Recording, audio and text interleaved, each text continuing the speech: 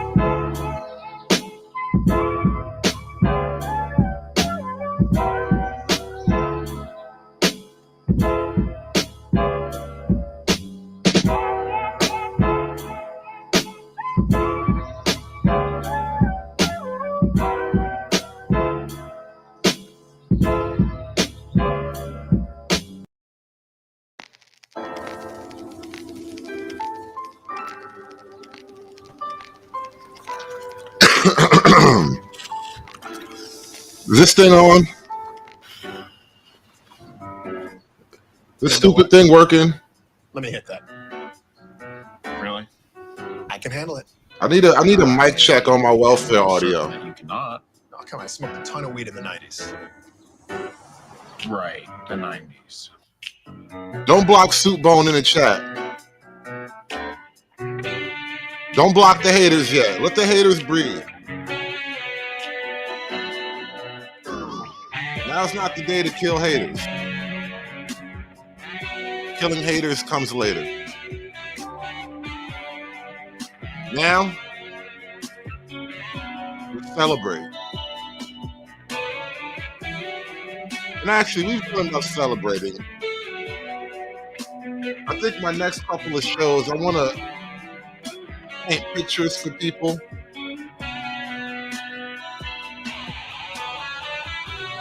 Remind people why we're here, what it is that we hate, why we hate it, and why our hate is righteous. I need to periodically remind people what it is that we do here and what brought us all together.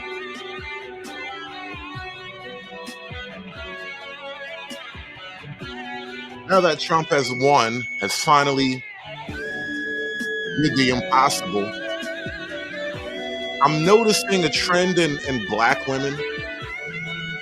You know, we've been talking about the quote-unquote crash outs last couple of days, which is expected.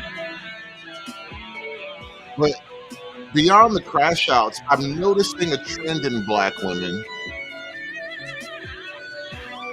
They basically said, I quit. I give up. I am no longer going to participate in your wokery. I'm not marching. I'm not twerking. I'm not organizing. I'm not doing TikToks. None of that. None of that. This is what I hear from black women. And the reason why is actually psychologically it's a fascinating thing. Apparently, black women feel betrayed. Black women feel let down. We owed them something and we refused to cough it up. And they're very unhappy about this right now. And so this is what we're going to talk about tonight. Apologies for my lateness. I was literally asleep. But fuck you guys, I need my beauty sleep.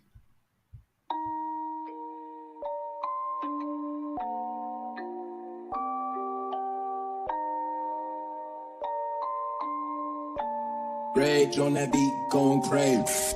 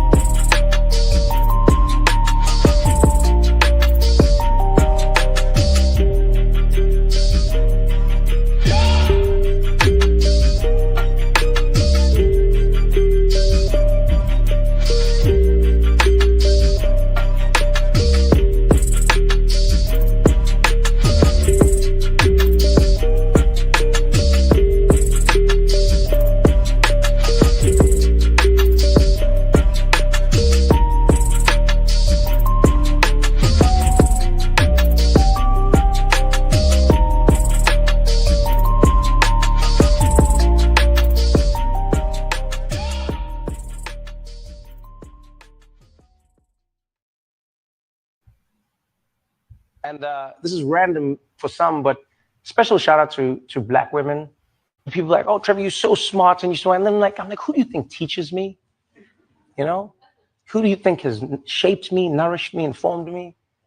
You know, from my mom, my my aunts, all these black women in my life, but then in America as well. I always tell people, if you truly want to learn about America, talk to black women. Yeah, because unlike everybody else, Black women cannot afford to around and find out.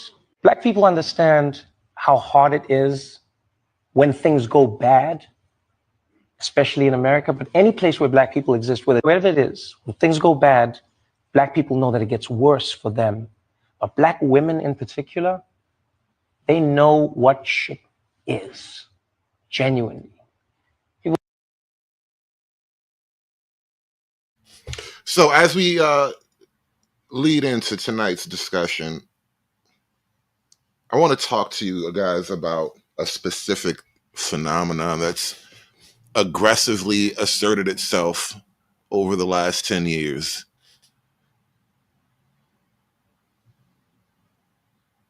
Some people called it black girl magic at one point, which was cute. But I believe the basic idea behind it all is the racial idolatry of Black women.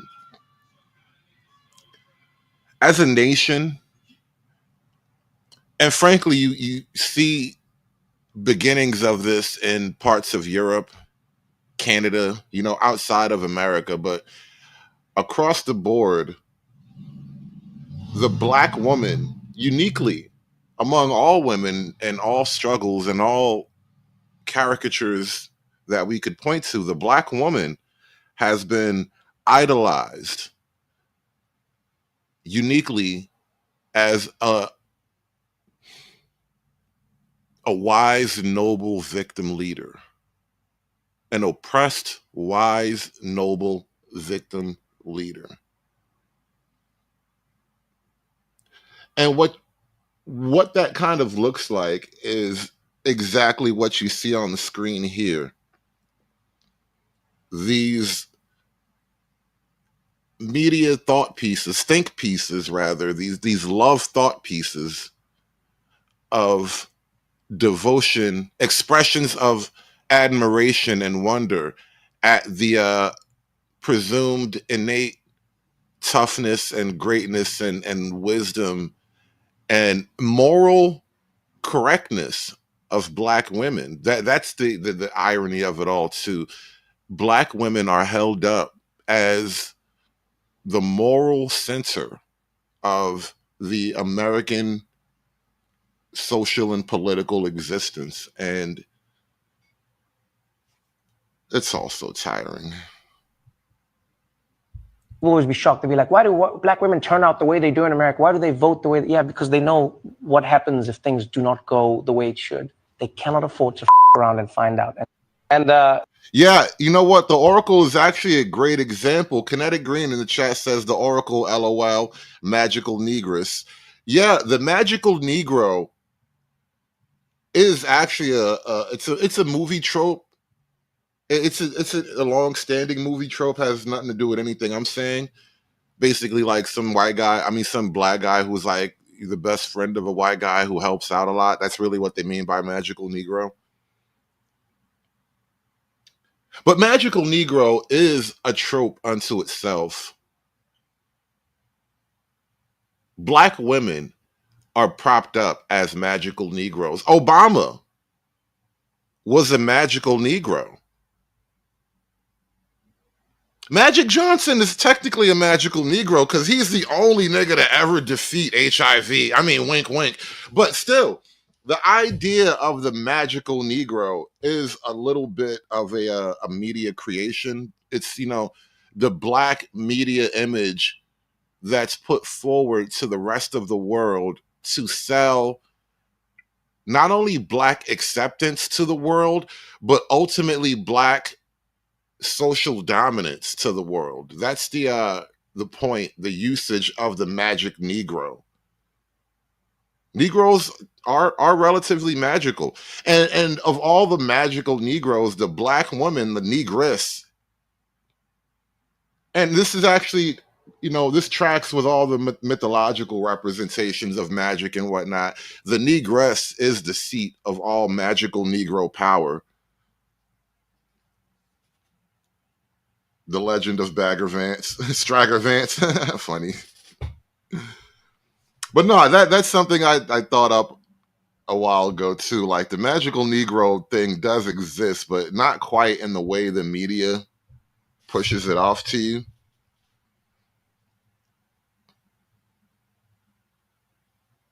Hell, I think black transgenders are magical Negroes. But whatever. Anyway, that's just me pontificating on shit. Let's look a little bit deeper into this magical negress phenomenon. The black woman is God for tonight and evermore. May their glory be recognized. If you've never been to Atlanta Airport, there's a rotating art exhibition just as you're leaving Terminal T. You're headed out to baggage claim, going to your car. There are glass cases on either side, and they're usually filled with works by local artists. And I love those shows. So usually I stop to check out the new pieces. But there was one particular day, 2016, it was March 15th. One portrait stopped me, and this is it. The name of it is Grandma's Glory. It's by Atlanta artist David Roby, an elderly black woman, bare feet, hair braided, in a simple wooden chair, wrapped in the American flag. I was awestruck. I couldn't move. I know I was in the way and people were rushing by. I just could not take my eyes off of this. It's a stunning image, but also because we don't see black. You're just too good to be true. Can't take my eyes off of you. You'd be like heaven to touch. I want to hold you so much. At long last, love has arrived. And I thank God I'm alive. You're just too good to be true. Can't take my eyes off of you. He was in love. He was in love. And that nigga gay and she old as fuck, but he was in love with the painting. Women like this featured in patriotic works, right? Black women in Americana. I later learned that it was inspired by photographs of Miss Milvertha Hendricks. And she was wrapped in an American flag blanket after Hurricane Katrina. She was waiting to be evacuated in New Orleans. You guys remember Hurricane Katrina? It was a bad time for the Negro Empire.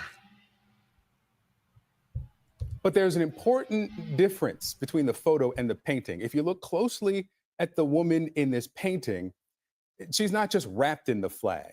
Look at her hands, needle and thread.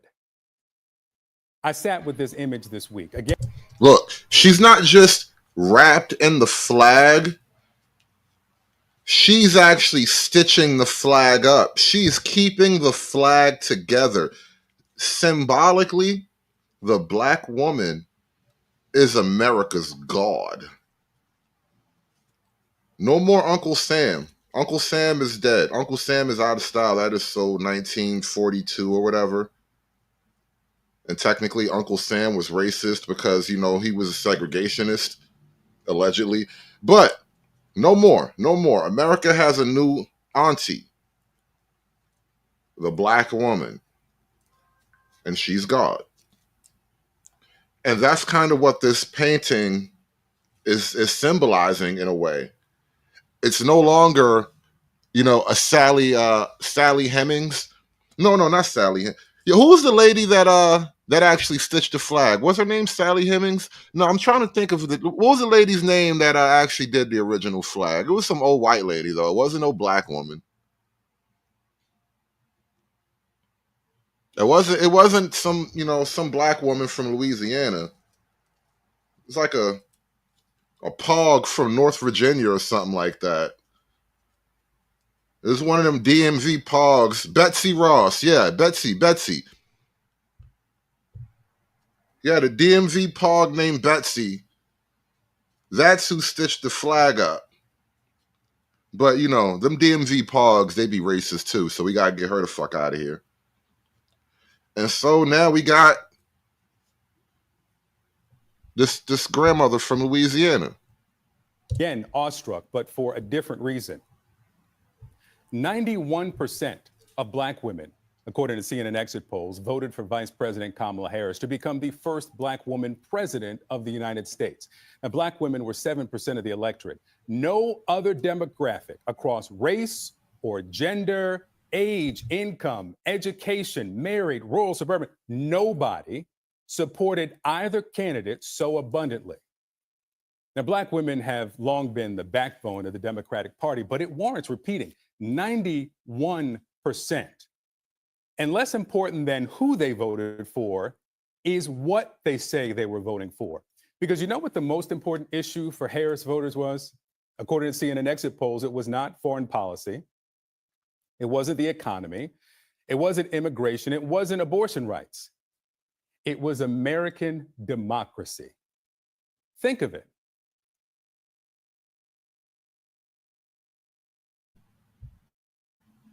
Really think of it.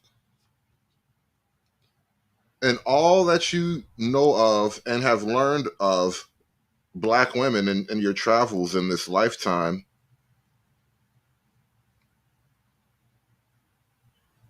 don't you know for a fact that Black women care the most about democracy? Haven't you seen that by now? When you be driving through these like Section 8 neighborhoods, haven't you seen the graffiti on the wall? Black women love democracy. Don't you know that every twerk is a twerk for democracy in the American way? That's what they believe, right? You guys seen that, right? You guys seen all the Black women love democracy billboards, right? You guys seen all the commercials that they did during the Kamala Harris campaign with Black women giving a full-hearted defense of democracy and why it's great. You guys saw all that, right? I mean, all I remember is, it was 7 p.m. Friday. It's 95 degrees. I ain't got no nigga ain't got me. That's what I remember hearing. But you guys probably saw that other shit, right? I'm assuming you guys saw that shit because, I don't be seeing stuff. I be busy. This is a country that has never elected a Black woman governor. Of the more than 11,500 members of Congress in the history of America, 60 have been Black women. Bro, that's way too many. That's way too many. That's like a whole project building full of baby mamas. And you wonder why our nation, and frankly, the community looks the way it looks. That's way too much feminine leadership right there. I could see if it was like one or two over the last, 40, 50 years. 60? Bro, 60? Black men really are the most feminist men of all men. And it shows in, an image like this. Because niggas voted for all of these grandmas and shit. All the aunties. Black men are, they are a major part of the auntie vote. Niggas gotta do something about that. The other men are starting to notice, bro. The other men are starting to notice. White church already put niggas on blast, bro. White church already looked over at black church, be like, stop being bitches, man. God watching. You can't be acting like a bitch in front of God. Shut your black ass up. Put the dick down. Niggas always sucking the dick in God house. That's about 0.5%. And next session, 2 Black women will serve in the Senate together for the first time ever. Angela Also Brooks of Maryland, Elisa Blunt Rochester of Delaware. And still, so many Black women voted to protect the democracy of a country, let's make it plain here, that for centuries denied their grandmothers and their great-grandmothers full participation in it. So yeah. So Black women are protecting a democracy that is actually their enemy, which would imply they have a Jesus-like higher morality, you know, which is to say that I would never do to you what you would casually do to me, right? That's kind of the impression here. I am morally superior. Look at me. I'm better than you. That's kind of the image, the picture that's being created with this sort of thing. And I'm kind of focusing in on this one guy right now, but you've probably seen a bunch of this sort of shit over the years. Again, the Oracle in the Matrix being a Black woman. Now, I'm not saying they went and redid the position just to make her Black. I don't know all that, but that's exactly what they want in the back of our minds. The all-knowing, all-seeing, wise grandma, and she bakes cookies. All lies, all lies. These bitches don't know shit. These bitches don't bake shit. Fucking horrible. I sat with this painting this week. Grandma's glory now hangs in my home. And as I've listened to the Black women who voted for Vice President Harris and who say they voted for democracy and are frustrated and hurt, I understand it a little bit more. Black women, needle and thread, mending the flag.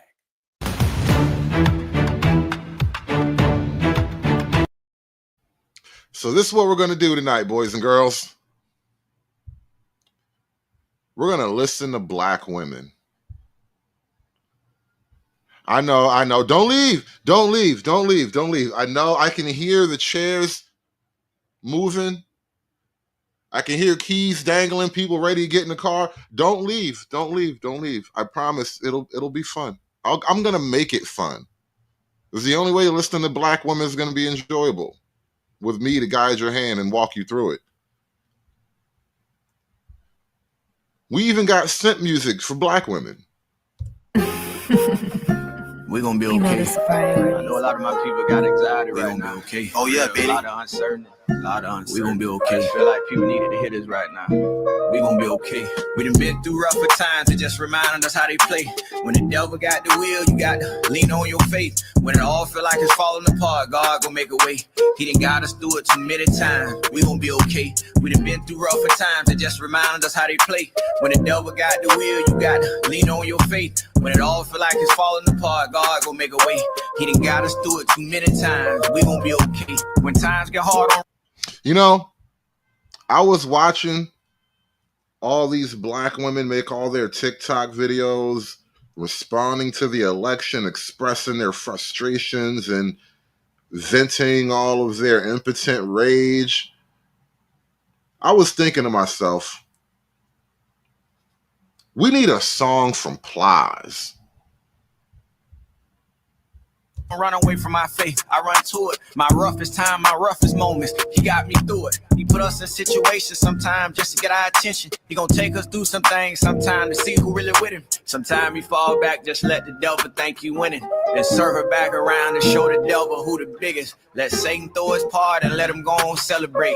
Just hold the line and don't jump ship. We gonna be okay. We done been through rougher times. It just reminded us how they play.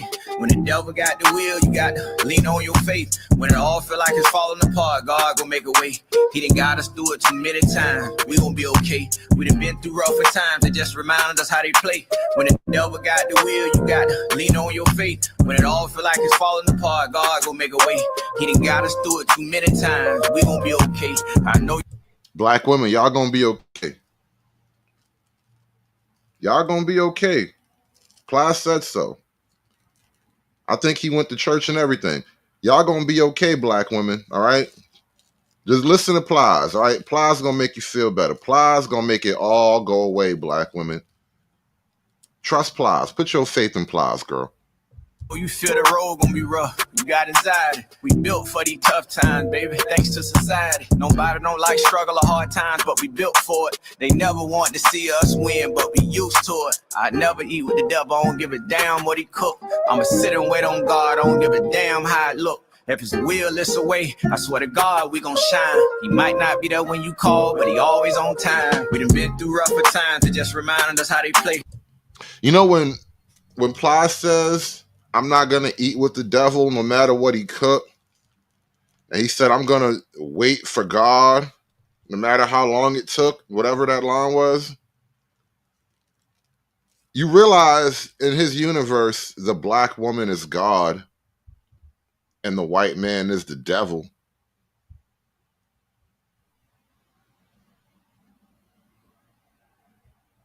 And in this sort of cosmology of it all, if the black woman is the God and the white man is the devil, what does that make the black man?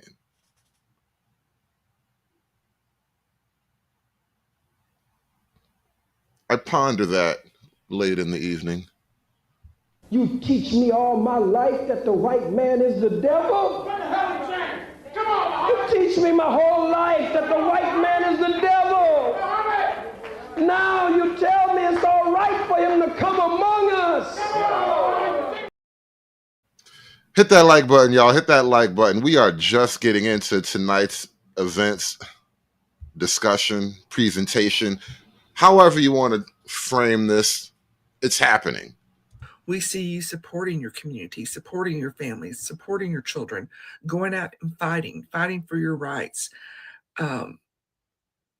being authentic in your race and in your femininity.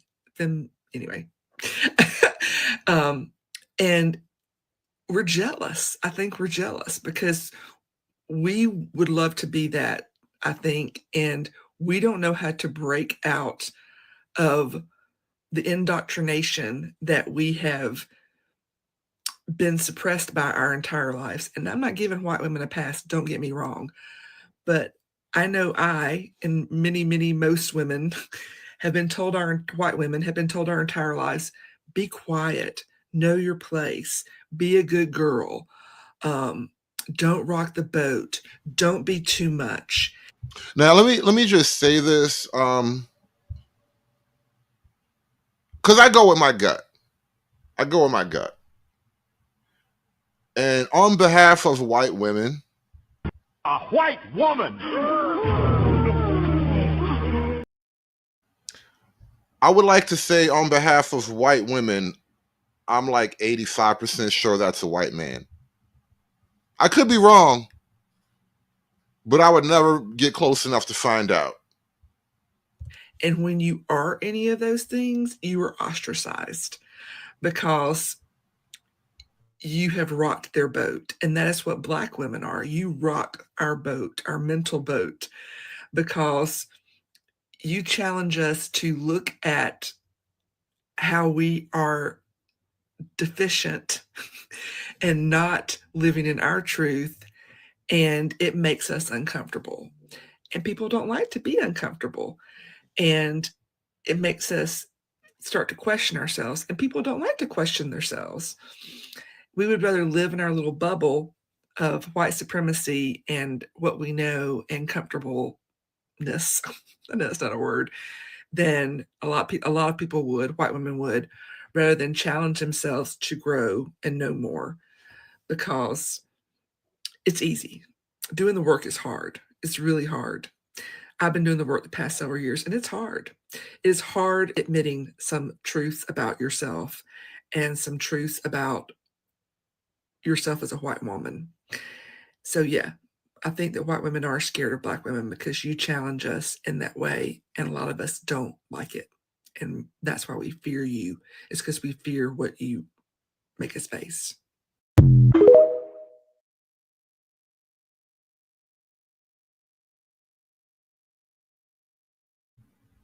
Again, the racial idolatry of black women. We have actually been super inflating the egos of basically every black woman in this country And we've been on this path for generations at this point. There's almost no turning back. It's like you basically have to like break Black culture to get rid of this sort of thing. Don't ask us for thoughts and prayers. Don't ask us to protest.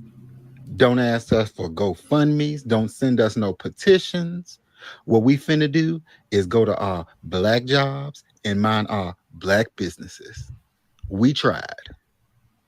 For some reason, the Black gay male personally identifies with the Black female godhood. It's a weird phenomenon. It's sort of like the way vampires have what you call a familiar. You know, the familiar is a person who is like almost a friend of the vampires, really a servant to the vampires. They act as an agent on behalf of the vampires often. And their ultimate goal is to become a vampire. That's their ultimate dream. As a familiar, you really do all of that because you think to be a vampire is awesome. And you ultimately hope that one day one of them bites you on the neck and turns you, right? That's what you want. And so when I think about like the gay community, they're like familiars, especially the T's. The T's get too familiar. Now we tired. And in the words of the great Beyonce,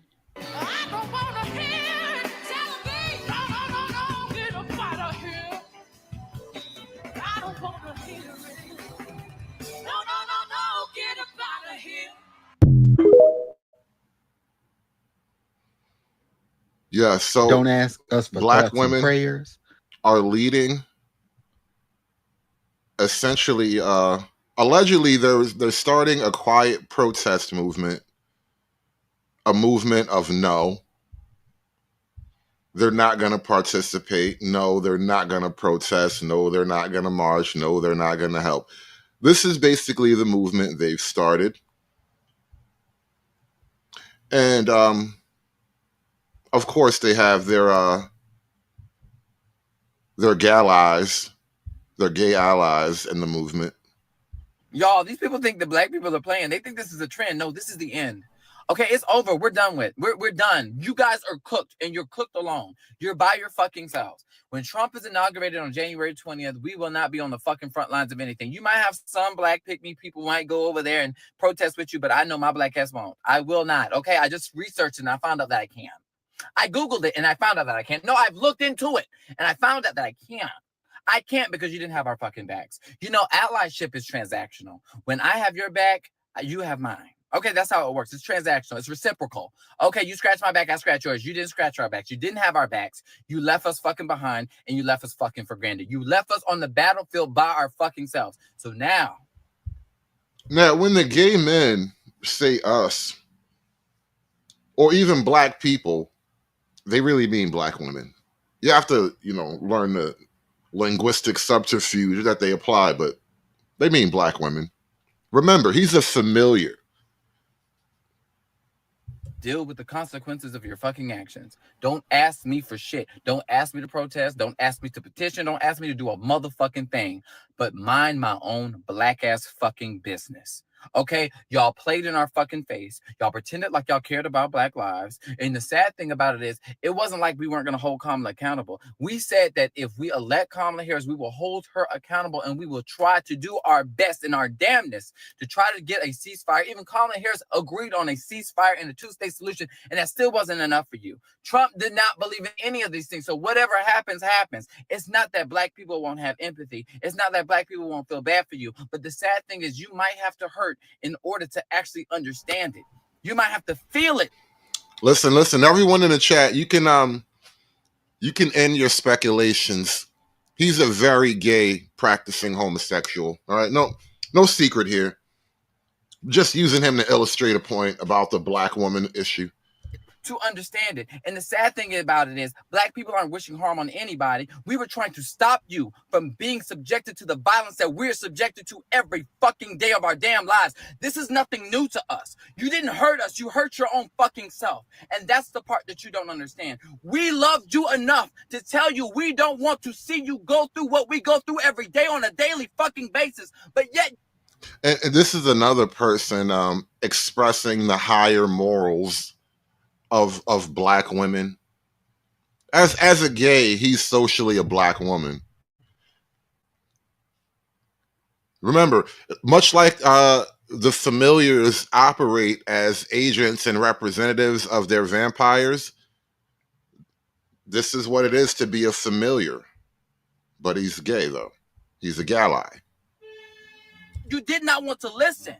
You didn't want to listen. We tried to help you. That's the part that you don't understand. We loved you enough so that you wouldn't have to go through what we go through on a daily fucking basis. We tried to warn you. Now you have to reap what the fuck you sowed. And for any pick-me motherfucking black person that wants to stitch this fucking video, you pick-me ass bitch. Shut the fuck up. If you want to take your ass on the front line, you do that. But Lucky me, I don't stitch. I don't sew. I don't needle. I don't thread. Glad he ain't talking about me. you are not going to guilt trip my motherfucking black ass on no motherfucking battlefield to die for somebody who did not want to do the bare minimum, which was free, was vote for Kamala Harris. Don't ask me to do shit. Fuck you.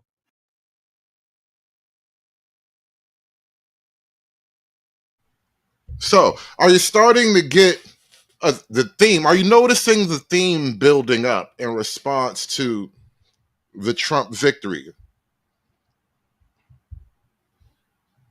It's a resistance of, it's an energy of resistance, right? They are saying no. They are saying no. Matter of fact, not only are they saying no, they're saying Black women listen for the next 4 years. Don't save them. They don't want to be saved. Don't save them. They don't want to be saved. Don't save them. They don't want to be saved. Don't save them. No, they don't want to be saved. Don't save them. Go away. Now, you guys remember when Biden actually, quote unquote, won the election about 4 years ago, it was almost universally attributed to black women. Black women saved democracy. Black women rescued America. They saved us from a terrible, overbearing, tyrannical emperor, Donald Trump. They saved us from the 1,000-year MAGA Reich. Black women did that. With nothing but the strength of their twerk and the morals of their aborted babies. They saved America. And so now black women are saying, I'm not saving shit no more. Fuck you, bitches. I'm going twerking. Go ahead and get your checks. Don't save them. Don't you break your back. Don't save them. Put your feet up and relax. Don't save them. No more pussy lip hats. Don't save them. No more education. Don't save them. Let them stay fucking dumb. Don't save them. Time to take a fucking nap. Don't save them. Just go ahead and get a get. Don't save them. Go and get them LLCs. Don't save them. And drop them kids to the daddies. Don't save them. They don't want to be free. Did you say you're going to drop the kids at the daddies? Are you giving up single motherhood? This is a fascinating thing I noticed about this Trump election. The women are giving up hoeing. Black women are giving up politics and single motherhood. It's like the world is beginning to heal. Don't save them. Go ahead and get a drink. Don't save them. Just let the whole ship sink. Don't save them. Let the whole choir sing. Don't save them. They don't want to be saved.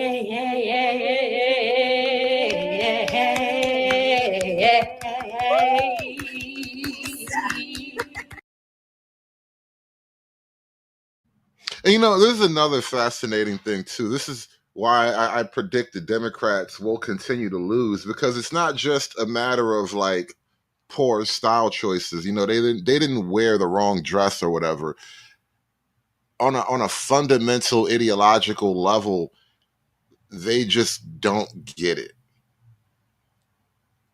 So, for example, this election was like famous in that Trump reached out to men, young men, and he energized the male vote.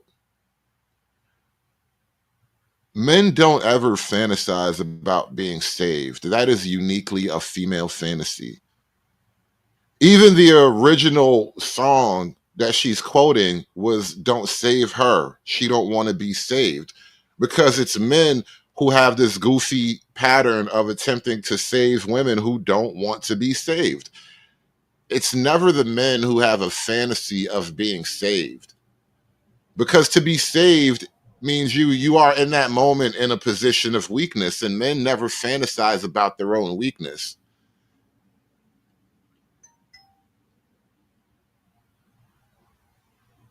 Imagining that we wanted to be saved is exactly why we rejected you, because the Democrats imagine themselves to be everyone's mother. And, you know, black men in particular, a lot of us are getting sick of our moms. It is what it is. Sing it, baby. Let the whole choir sing, don't save them. They don't want to be saved.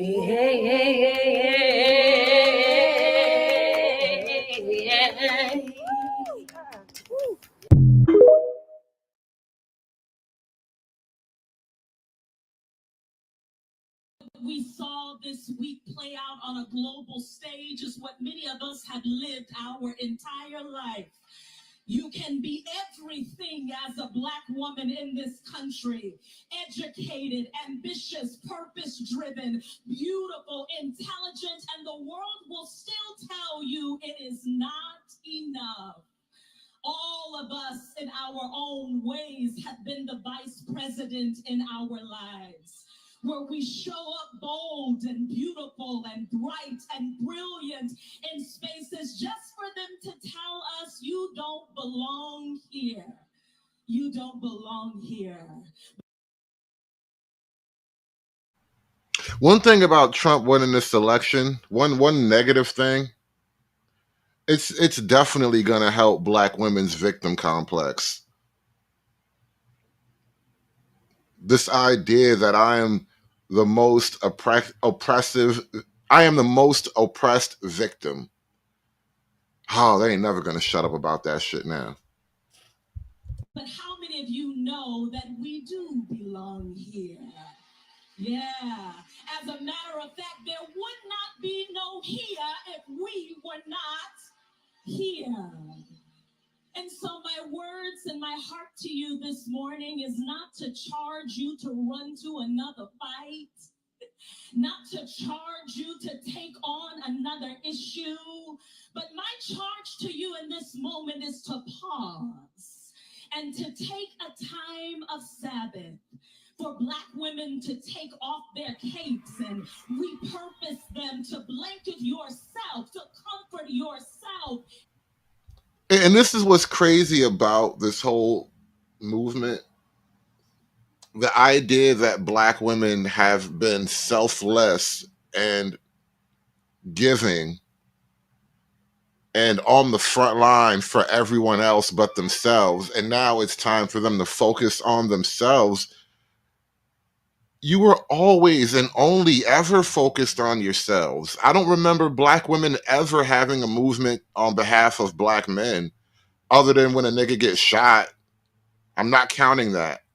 In this moment, how many of you know sometimes you have to put you first in order to be able to pour later? And so as we recognize for many of us the pain of this moment, I am reminded that the word of the Lord says to me, "Come unto me all who labor and are heavy laden, and I will give you rest." The truth is, we have tried to save this democracy time and time again. The truth. And another irony of this whole thing: black women have saved democracy time and time again. Technically, it's black. It's the blacks who are the biggest threats to the democracy. It's been the blacks historically galvanizing movements that actually threaten the fabric of democracy. But it's the black women who are saving democracy time and time again. This, we have tried to save our churches time and time again, our businesses, corporations, time and time again. And so we aren't mad. We're just taking a break. We're just getting with God, hallelujah, to pause for a minute and to see not. Yes, SKC, this is absolutely religious fanaticism. But worry not, SKC, fear not. She's just getting with God. But if man had to find out that his God was a woman, I say the black woman is God, and Black woman is God. I say the black woman is God. The black woman is God because, she was the first organism on this planet. Like the video, people. Like, share, and subscribe. Throw $1 in the hat for your boy. We are looking at the racial idolatry of black women that has been revealed by Trump's loss and the subsequent left-wing response to these events. And we're taking a deep dive. How you respond to that, how much of a factor do you think sexism and racism may have played in Harris's loss? Well, first, I want to be clear that when I said that the voters are unaware of what they've wrought on the country by voting, I meant by voting for Donald Trump and ushering in another administration with him, given the chaos we saw and lived through in after 2017. Remember, this time around, he has no guardrails. The black woman is God and the white man is the devil. Donald Trump, he's not red, he's orange, but devils can be orange too. Devil can do what he wants. And he has worse people around him. And so his extremism on a lot of what he said he was going to do and implement, I don't know that people are fully aware of what that's going to mean and what the consequences are. And to Michael's point about crime and immigration, the economy, and our standing in the world, those are all things that are interestingly not very traditional Republican perspectives. So we should be concerned about what happens and pay attention to what's going on, whether we leave NATO, we leave Ukraine hanging out to dry, cozying up to Vladimir Putin. Elon Musk is now apparently involved in foreign policy decisions, as reported today, that he was on that call with Donald Trump and Zelensky. I mean, these are all things that people really have no idea about. Do I think that that there was sexism and racism involved in some of the reasoning behind why people didn't vote for Kamala Harris? And again, the reason why their sexism and racism charge is so important to them is because it is simply two different angles to come at the same thing: rejection of their idol. Their God is black, their God is female. If you reject black or you reject female, then you low-key hating on their God. And you can't allow that. Harris, sure, yes. I mean, I'm a woman of color. I live it every day. I see and hear the vitriol and the comments, and we saw what came out of Donald Trump's world, what MAGA world thought of women.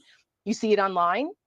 You see it by the people he's surrounded with, what they think of women, which is partially why we thought for sure that there would be enough women, particularly white women, who would vote their interests and vote against what Donald Trump and what MAGA plans to do for women.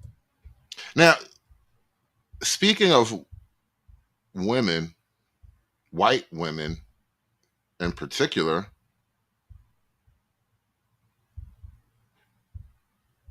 a white woman. Black women have decided that because so many white women have betrayed their allegiance to the black female deity by siding with her white man, by literally standing by her man. White women have betrayed black women, therefore, holy war. We're going on a black woman is God jihad. And yet, white women overwhelmingly still voted for Donald Trump. Now, women overall voted for Kamala Harris, but suburban white women made different decisions here. And we shall see what that looks like. When you lose a right, it's very difficult to start getting those back.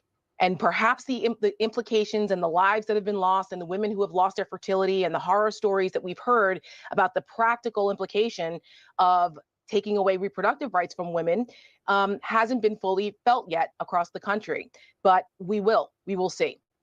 Hey, Boris, if I could, I want to add a different perspective to what Tara just said. Our Harry Enton was on earlier today, and he revealed some numbers that I thought was really, really fascinating from a conservative perspective.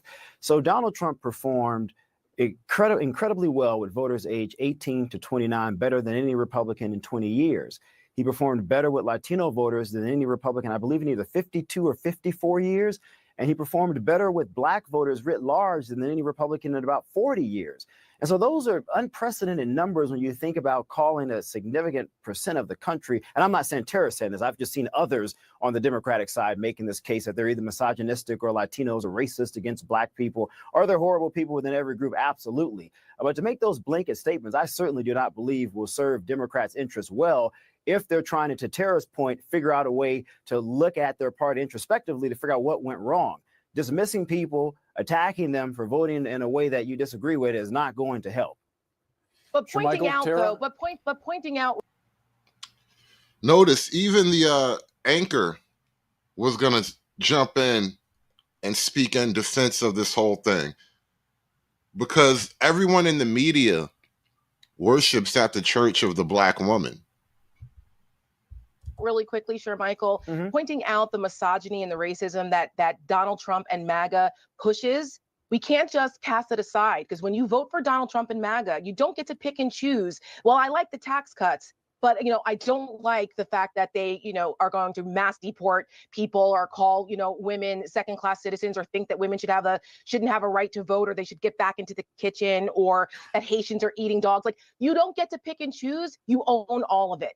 So I think by acknowledging that, that's important, because it's intellectually dishonest to not say that you don't own all of everything that comes with MAGA, pointing out those things. And a lot of people can rationalize in their own minds that it's because of the economy or the cost of eggs, but they really need to take a look at why it was okay for them to accept voting for a fascist felon over decency and democracy because of the cost of eggs. Ladies and gentlemen, tonight's show has been brought to you in part by donations from the Church of Jesus Christ and Latter-day Skanks. The long-term implications of that are going to be pretty significant. I hear your point, Tara, and I take the point. But again, I don't think that's why the vice president lost.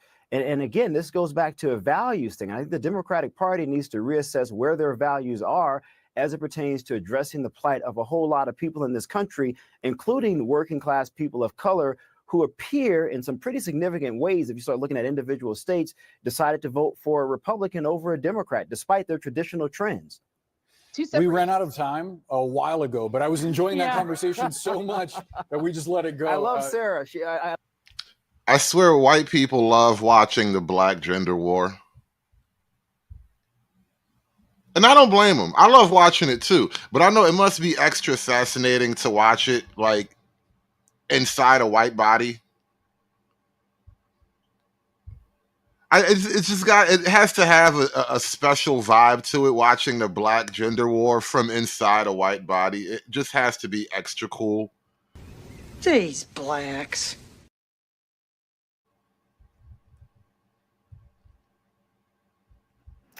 First off, thank everybody who had kind words for that thread. It was a rough day of really planning a lot of stuff out and giving up a lot of dreams and deciding to walk away from the Bonnet Chronicles because I don't want to doomsay for the next 4 years.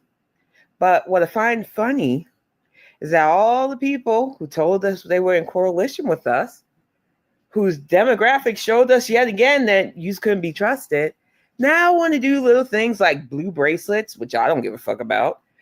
Want to do that, I guess, women's march shit again. Don't give a fuck about that either. All you people who worry about your lands and want to protest, worry about overseas and want to protest, worry about being deported and want to protest, I hope your coalition works for you. I speak for me, but I've seen it amongst my sister girls especially. I'm retired now. I am done. I have given my voice. I have given my time. Now, I don't know what this is going to mean, what it's going to look like in a practical sense, but it's all fun to watch. Apparently, Black women are done. This election, it's taken too much from them. This election has cost them too much. And frankly, they're just done. Again, I don't know what it means. I don't know what it's actually going to look like, but I keep hearing this over and over again. They're done. I'm done. I'm done with life. And it's all Jermaine's fault. It's always Jermaine's fault. I've given my vote. I've given money. I've given a lot to try to save democracy that you went to the voting booth and decided to snuff. So from this Black woman, and I'm only speaking for me and probably my son over there, we're done. If Black women are done, quote unquote, as they say, does this mean they're no longer in the Democrat Party? Does this mean they're no longer going to be a loyal vote for the Democrats? What does done actually mean? Because don't threaten me with a good time, bitch. You mean you're gonna you already wasn't giving me no pussy, so I'm good. Me and you straight. I wasn't nowhere near your purple bonnet, so that's good. And you're not gonna vote Democrat? Oh man, these bitches are doing everything right. Have fun figuring your shit out, America. I am no longer going to waste my time and energy on people who I begged to protect all of our rights, and you said, no, we'll be safe. So we'll see. We'll see if you'll be safe. But don't come crying to me, because my Black ass is done. I think you really need to understand that, because a lot of people might go back and say, oh, we got to be in this together, resistance, I'll give you my energy. I'm retired. Have fun, America. See, and really, this is a threat to white women. You earned this with your vote. Because it's the white women, the liberal left, who wants to get out and protest and do the resistance shit and all that. Black women, on a political level, apparently, they feel very, very betrayed by the white female voter. Which, in a way, it's wild that it's like this, because when you think about it, it is really stupid to expect anyone else to put their personal interest on the back burner for your personal interest. It's really, it's a crazy thing. White women are evil because they support white people. I don't understand how you would expect that for white women, but that's the ask, right? That is what is being asked. And white women, for one time, 60% of them were like, you know what? My husband does kind of need a job. And these fucking white bitches, I swear to God, I ain't never fucking with these white hoes again. Yo, shout out to my man Hype Hustle for the 1964 Cash App. That is an interesting year. I'm imagining that's a year. 1964. He says, for fallen idols, false and otherwise.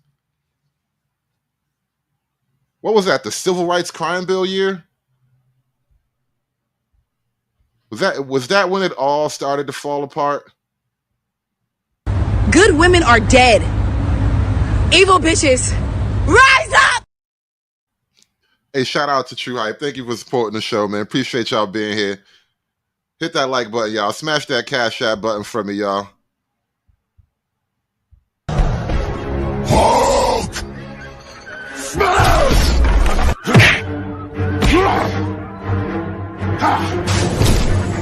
Smash you!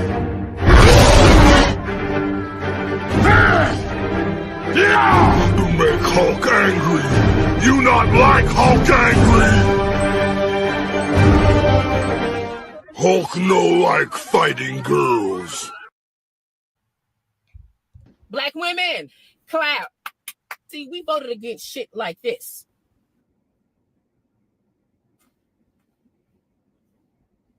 You see, my sisters, it's us who decided to choose our cats, our own cats, over the price of eggs. We voted for our daughters, our granddaughters, Yes, no. You voted for your cat, right? You voted for your cootie cat. It was the vaginal vote. And the vaginal vote lost. And now we own your fucking bodies, bitch. Your vaginal vote died. It's dead. Your shit dried up. You ain't got no moisture in the vaginal vote. Nieces, our sisters, we all voted for their rights. We wanted them to know that it was not okay for a man to disrespect you or your body. We are also in favor of women controlling their bodies. No more women dying because of these strict abortion laws that came from the president-elect. Just sit back, my sisters, and watch this. You see, because we are built for what's about to come. We don't want it. That's why we voted against it. But guess what? They're not built for this shit. But now that Trump has instituted an immediate nationwide ban on all abortions, black women have decided they're just gonna shove, they're just gonna go elbow deep and grab that motherfucker and get him out on her own, all right? Just gonna do it how we did it back in the motherland. You just squat over a bucket, get like one of them big orange Home Depot buckets, just squat over the bucket, and you just shove your left hand up there about wrist deep, halfway between the wrist and the elbow, and you just wiggle it around until you find something squishy, and then you yank it out. Because fuck Trump and his abortion ban.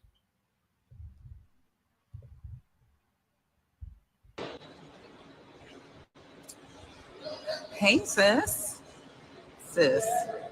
Hey. I heard y'all are going to march. Y'all going marching? Thousands, I heard, marching. The activists are organizing a march. I got some emails about it and some direct outreach asking if I would be participating.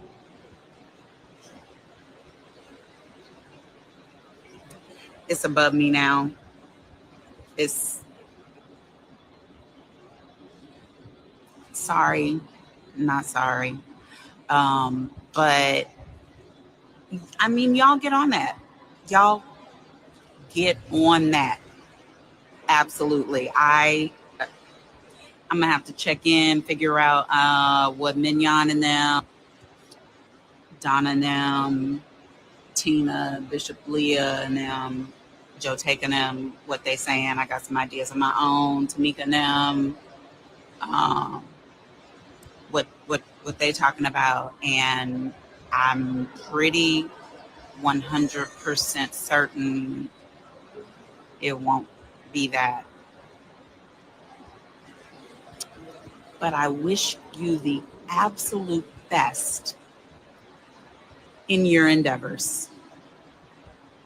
Don't look for me, but I wish you the best. Bye-bye.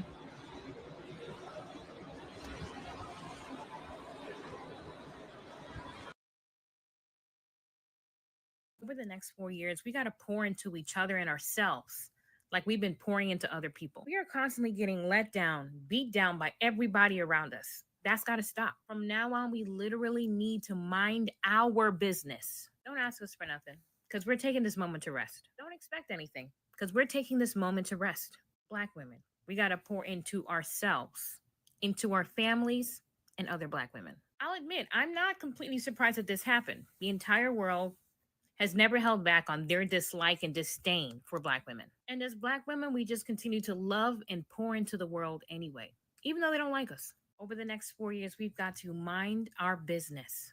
We've got to start a business, start earning and saving.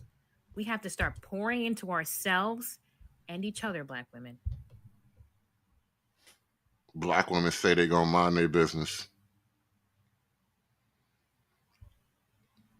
I'm not buying it. I'm just not buying it, but that's what they say, though. And then we got to rest. We're going to rest. Over the next 4 years, we got. I'm not believing it. I'm not believing it. And not only that, it seems like, politically speaking, this is basically Civil War energy. Within the Democrat circle, this is like Civil War energy. So now I think it's time to address the elephant in the room, if you will. And that's Nancy Pelosi.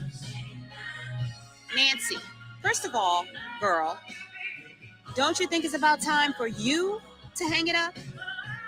I mean, you've been in Congress for a very, very long time. Yes, you did step down from minority leader. But I think it's about time for you to step all the way back. Don't you have a husband that you need to be taking care of? Wasn't he bludgeoned or something like that? Go take care of him. Because number one, you orchestrated the whole coup against Biden. You did that. But you did it because you thought you were going to slide in Gavin Newsom, your boy, Gavin Newsom. And that didn't happen.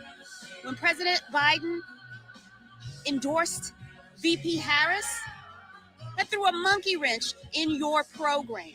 And you deserved it because you had no business doing what it was that you did. So I'm asking you, as a Democrat, step down, Nancy. Go retire. Leave it to the other people. I think Hakeem Jeffries has a great handle on the minority party right now. Go home, Nancy. Go home.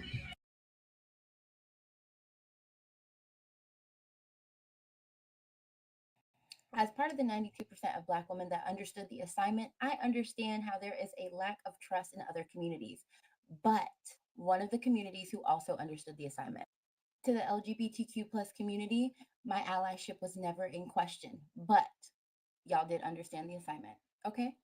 And I understand that we have fully closed the cookout. Okay, we've closed it, but let's go for some coffee, okay? Let's go to the club together, okay? Maybe. So they're mad at white women, and they're just going to bring even more gays to the cookout now. No white girls at the cookout, but more gays. More gay! Fuck, man. Fucking hell, man. My allyship was never in question, but y'all did understand the assignment, okay? And I understand that we have fully closed the cookout. Okay, we've closed it, but let's go for some coffee, okay? Let's go to the club together, okay? Maybe we're not all fam, but this fam, okay? As part of the 92%. And fuck their organs up and shit, and then they want to drag their ass in the goddamn hospital and be on a donor list. Let them get their damn organs from Trump. All you Trump supporters, make sure y'all be up for each other, even in life and death. Because y'all ain't here for us, we can't be here for y'all. Go ahead and take that organ donor off your driver's license. Yeah, I'm going all the way to hell with this. Ronald McDonald donations, when they ask you at the end of the sale, do you want to donate round up? No, we ain't rounding up shit. We ain't donating nothing. And all them little white gals that be in front of Publix and Walmart and Costco selling their Girl Scout cookies, we ain't got no money. We ain't buying no fucking Girl Scout cookies. We ain't got it. Toys for Tots at the Marines that they tore it out. Military, y'all overwhelmingly for Trump. Don't ask me for no Toys for Tots. And all y'all sat around on y'all ass crying. We ain't voting for Kamala. School drives. I ain't filling up no backpacks for your goddamn kids. I ain't buying a pencil. I ain't buying an eraser. My kid's grown. I don't give a fuck about yours. And if you got an unwanted pregnancy, God be with you. Good luck in the cycle malls. Similine, WIC, I hope they shut all of that goddamn shit down. WIC, the free health clinic, shut all of that shit down. Okay? Let's just go ahead and remember. Let's go ahead and stop all this giving and feeling sorry for people. We ain't got shit for nobody. We ain't got it. American Red Cross, I'm some motherfucking sorry. I ain't got it either. I ain't donating the shit. Goodwill, I'm gonna go ahead and burn my clothes up from now on. I'll throw them in the goddamn trash. We ain't got nothing for these poor motherfuckers. They want to vote and put this motherfucker back in office. Y'all take care of each other. Y'all take care of each other, because whoever wins or lose, I was gonna be good. My tube's tied. I'm almost perimenopausal. I got boys. My son ain't got no daughter. Ain't nobody in my bloodline gonna need a fucking abortion. Nobody. So if they get a motherfucker pregnant, that's good for them. I hope her mama care for her and can help take care of the kids and help raise the kids, and her side of the family gonna take care of them, because I ain't doing nothing for nobody. And the rest of y'all need to get on that same goddamn level. Since they feeling this way, go ahead and do everything I just said we need to go ahead and do. Especially my sisters. We can't keep caring for these motherfuckers that ain't caring for us. Mm-hmm. You heard that. She done.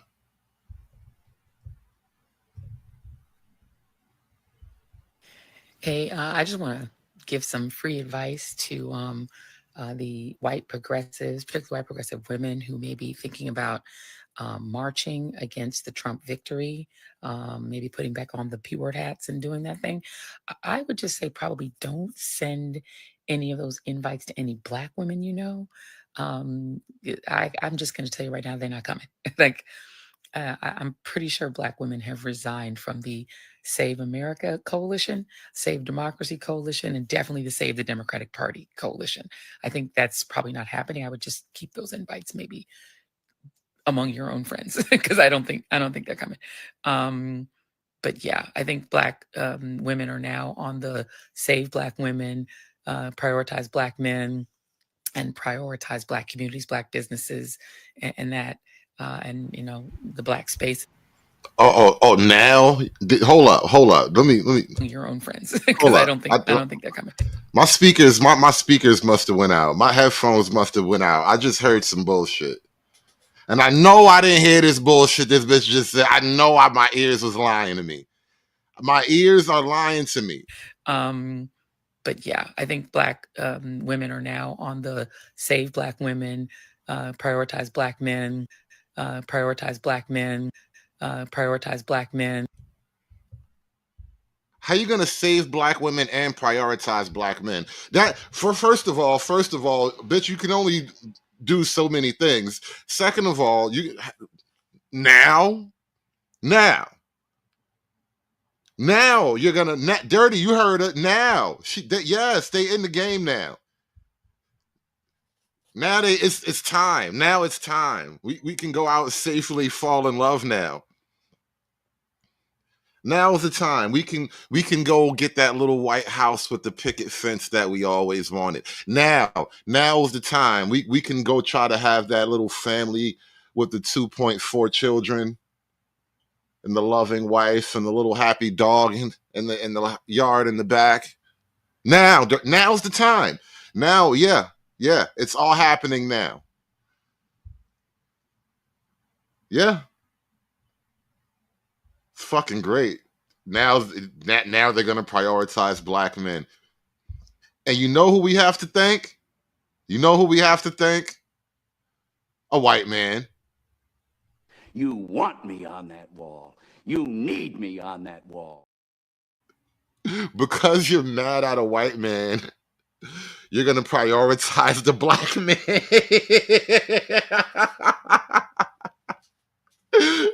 because a white man crushed your dreams. Because a white man, he took away your aspirations. Because a white man, he blocked everything you ever wanted in life. Can a nigga live? Can a nigga live, please? Because a white man crushed your feelings so bad that you bitches is just ripping out your hair and leaving tears all over the internet. Now, because the white man crushed your feelings so bad, now's the time, right now, right fucking now, you're gonna prioritize black men.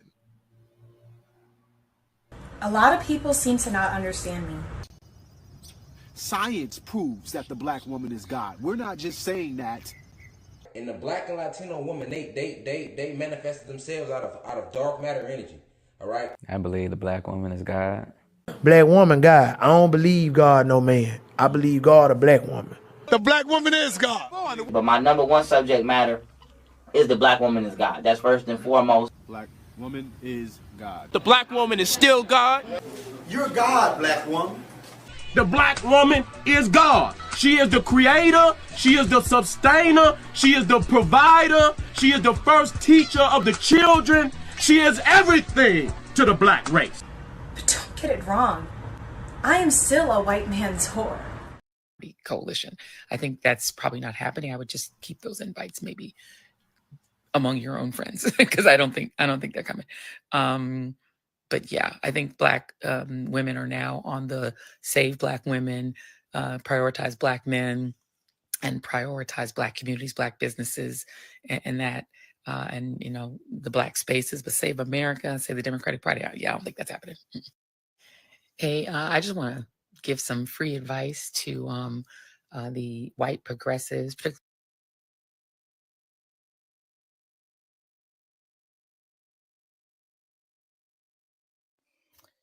In today's episode of The Owning of America, I was just over on Threads, and so now we are going to add unfunded. So all these people are posting about how they will no longer be assisting financially their elderly parents, their brothers, their sisters, their uncles, their aunts who voted for, who. And now these people are all like, why? You know, we need that extra money.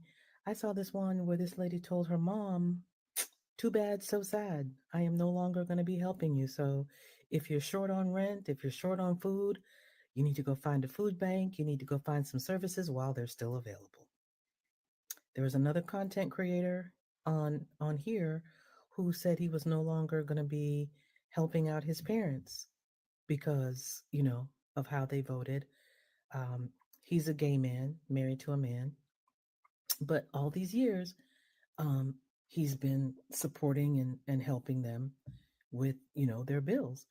One person posted how she paid off their parents' mortgage. And she helps them out with money every month, so they can make ends meet. Not going to happen. Another creator is posting about how she was going to let her mom move in with her as she got older. But she's like, no, you need to find a nursing home that you can afford with whatever you have left in your retirement and savings. I feel like it's getting real. And a lot of these people, again, are realizing that, these liberals out here who had been supplementing their lives are no longer doing that. And the reality is you voted for these people who have been threatening to take away all these social programs that can help you sustain. I don't know. I don't know what they're going to do, but hey, it is what it is. Yeah, definitely looking like some mass hysteria kicking in. Definitely. Let's jump back to the mainstream media for a second. Let's see what these hoes talking about. This is the box that we're in. I understand there are white women out here that voted for Kamala Harris, but baby, 52% of y'all voted for Donald Trump. And this was not the first time. So now, for the third time. So y'all got to come together and address it internally. So I understand you didn't do it, but enough people did, but y'all got to have. For the third time, you bitches refused to support a black woman. For the third time. 1, 2, 3. 3 time. Fuck is wrong with these white women? You had one job, white women. You had one fucking job. Support a black woman. That's it. Bitches can't even do that. Jesus Christ. What the fuck is this allyship even good for if you bitches can't do this one thing? Make it stop. Make the hurt stop, please. Like, have a conversation. So that's just how I'm just helping you understand. This is just how it works. But it is the opportunity for the Democratic Party apparatus is actually within the base of the party and the people that did not come out. They were fighting the couch this entire election. The Democrats were. The immediate response was, oh, okay, well, the party is just, too progressive, too this, too that. I mean, you have Democratic lawmakers. Seth Moulton, got up there saying whatever he thought he would say. My former boss, Bernie Sanders, said, Democratic Party has abandoned working class people. That is actually not true. Now, we can talk about how we talk about it, right? We can, and this is probably not a popular conversation for Democrats to have, but perhaps maybe too much union, not enough worker. Okay, so to be clear, I'm sorry, but I love the unions. I love them. They do good work. You better thank a union for the 40-hour work week and overtime pay. However, everybody in the country is not because of some of the laws that are in Republican governors in many places. Everybody, You start to notice how like all the mainstream media panels, if there's a black woman on the panel, it very easily becomes a black woman is God session. Not as many people are members of the union. So if you're talking about union members versus workers, there's another thing. And there are black and brown people in that category. This insatiable need to run towards people that have not voted for not voted for you in recent history since 1964 en masse, I don't understand. Yeah, and I think it's a conversation the party has to have because you're right. Democratic Party has not won white people since LBJ.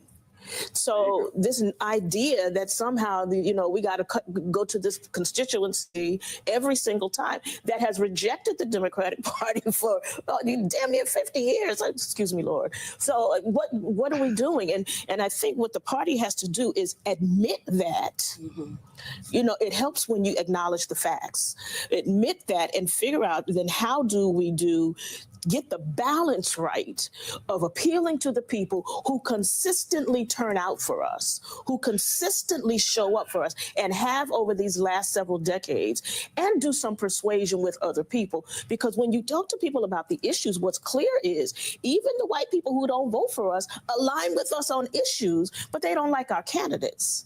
And so there's this split that we often have with them. But we've got a lot of work to do on that, and it starts with an admission of the truth. Most of your candidates are black women. That's pretty much the problem. You got too many black women candidates. Because there are a lot of people in this country who do not like black women, but black women are the base of the Democratic Party. True. And it starts with, talk to the voters. Because with all due respect to our wonderful people on Capitol Hill, they don't have the answers. Well, Nancy, let me just be clear. I'm going to say it. She ain't going to say it. Nancy Pelosi, everybody talks about how the Speaker Emerita, she's so strategic. She can count. And yes, she did all of that when she was the Speaker in Congress. But my question is, where is your calculator now? Because Democrats are about to lose the dang on House. And for her to sit on this podcast, we would play the sound about how, it's up to the, I don't deal in presidential politics, but she helped orchestrate. I'm going to say it. This cycle. She played in presidential politics this cycle, and she helped orchestrate the very public demise of the president. That's right. And thank God for Joe Biden that he came out and endorsed his VP, because these people wanted an open primary. And for where? And when were we going to? Because democracy, bitch. That's why. That's for what? Yes, because that's what you do. He's not supposed to just quit. Like, hey, I'm not gonna run for president no more. Let her just have the job. Have an open primary between July 21st when he stepped down and August 20th when the convention was going to happen. When was that going to happen? And anybody who's suggesting that clearly wasn't looking at a calendar. Well, neither were they familiar. I'm looking for the magic wand that apparently the Democrats on Capitol Hill think that we have. I I surely hope that Democrats eke out the majority in the House. But if they don't, I think the people that helped, the people that had so much to say about the president and the vice president earlier this summer, I think that those people need to take a back seat. I think the strategists that obviously fleeced the vice president's campaign and made a whole bunch of money, okay? Kamala is $20 million in debt. Her campaign is $20 million in debt. Guess how much she raised over the course of her campaign? She raised over $1 billion. Like in Austin Powers and shit. $1 billion. Yes, she raised over $1 billion, a whole billy, bro. She raised a whole billion some change. And now she owes $20 million because she had to pay Oprah like $1 million or so, like $10 million or so to show up. Shit crazy. Shit crazy. Bitch bad at life. She bad at math. Bad at politics. Just bad at everything. Y'all are cowards. Y'all are cowards. Black women that are sitting up out here going to fucking Starbucks, black queer people that are going to Starbucks, going to McDonald's, rubbing. Y'all are cowards. Because there's no fucking way you can look me in my eyes right now and look around and say, this is a white supremacist country, a racist country. And the first thing you do is participate and uphold that fucking white supremacy.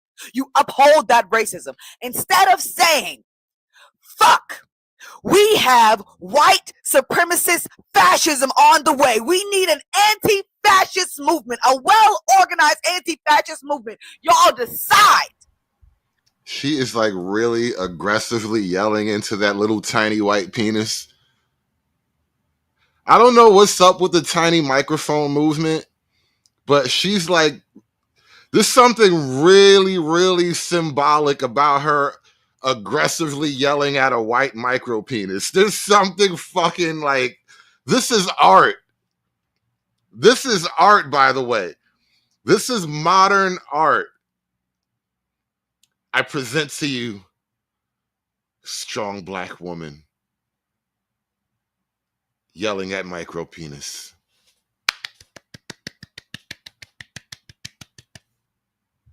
Liberals would love this. I could make so much money with this. Open up like a gallery in Williamsburg.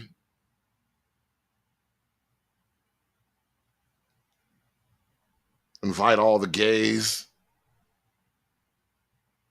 Oh yeah, the gays would definitely love this. Like, oh my God. It's so tiny. Is participate and uphold that fucking white supremacy.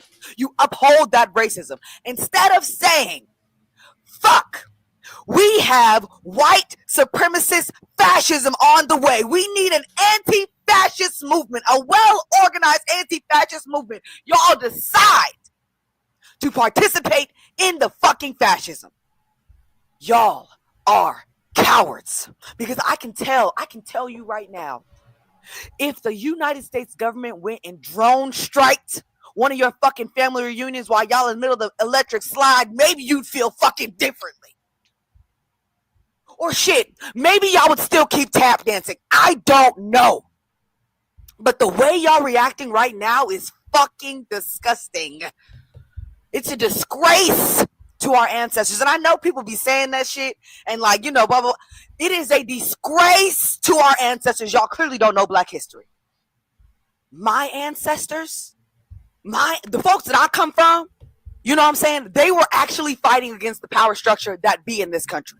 And that power structure is rooted in the economic power of this country. It's rooted in the war power of this country. It's rooted in the racial caste system.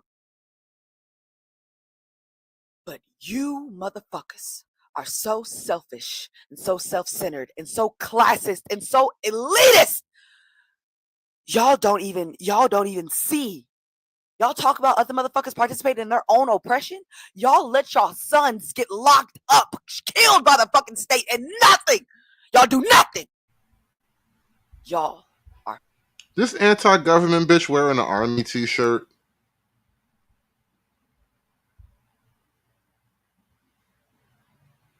This bitch really wearing an army t-shirt though? Fucking cowards. Unbelievable. I just noticed that. This really is art.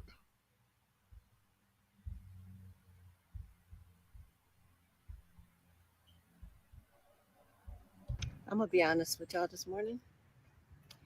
I did not feel like getting out of bed. I did not feel like getting dressed.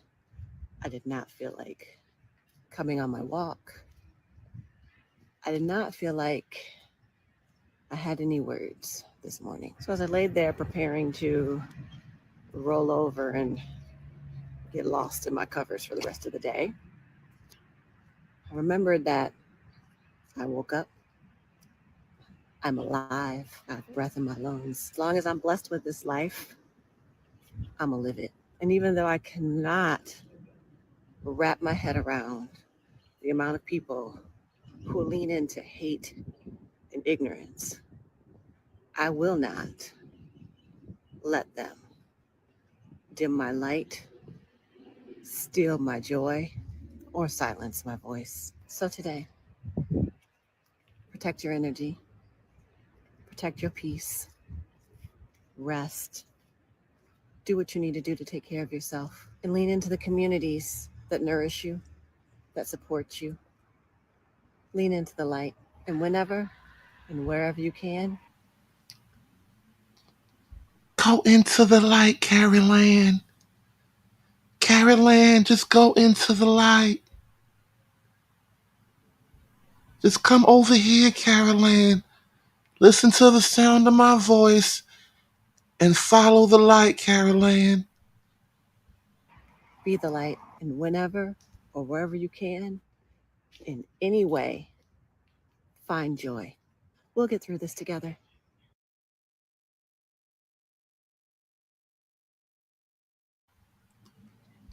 All of the lights in here, baby.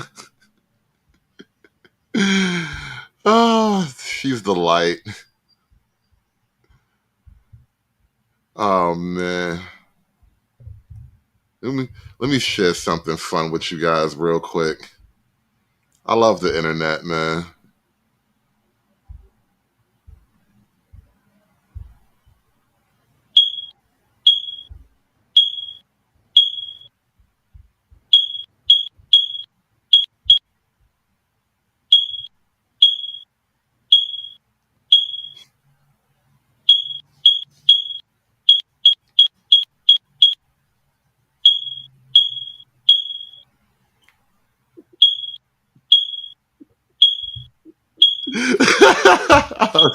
I was fucking dying when I saw this morning, bro. Yeah.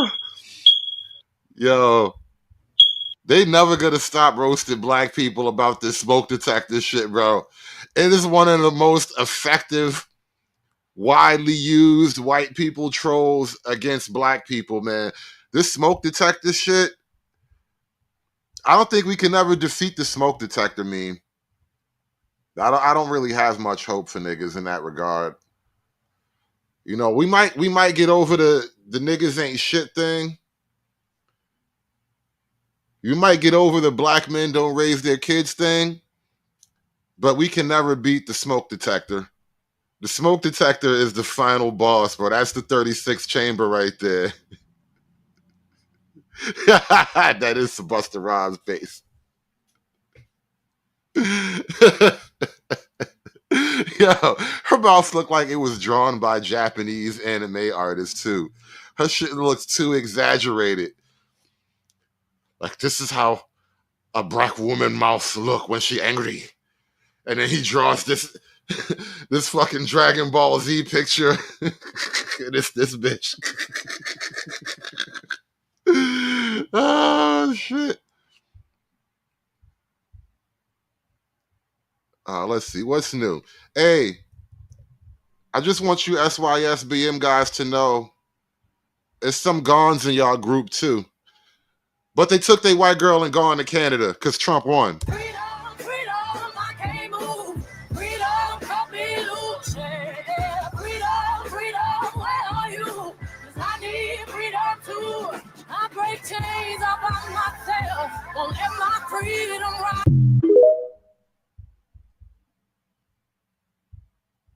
Hey, big shout out to my man Clay Bisbee with the $5 Hose Mad interlude cash app. Hose mad, hose mad, hose mad, hose mad, hose mad, hose mad. This is about targeting women of color in the United States of America.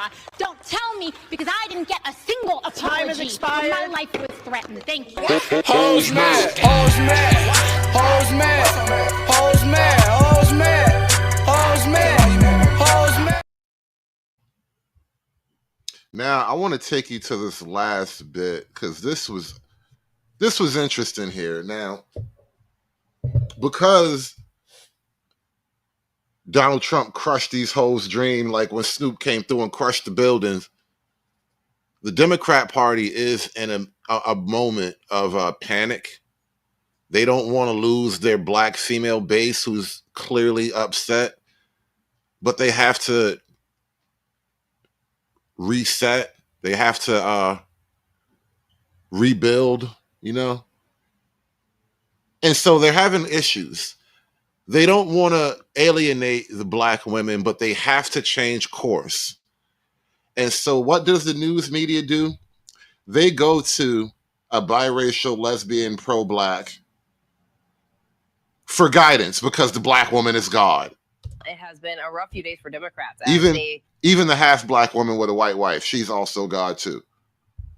Are now faced with finding a path forward while questioning the direction and next steps for the party after Donald Trump's resounding win of the 2024 presidential election.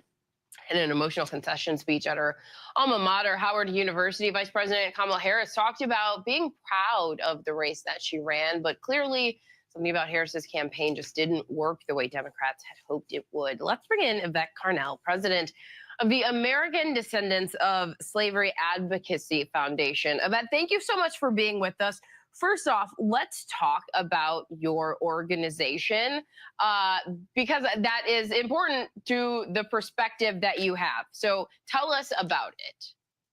Well, the ADOS Advocacy Foundation is founded to support the needs and advocate for the specific needs of American descendants of slavery, tracing back to chattel slavery, Reconstruction, Jim Crow. That's what we're about. We have a specific group. So, yeah, hey, Soup Bone, nope, you don't get the run now, Soup Bone.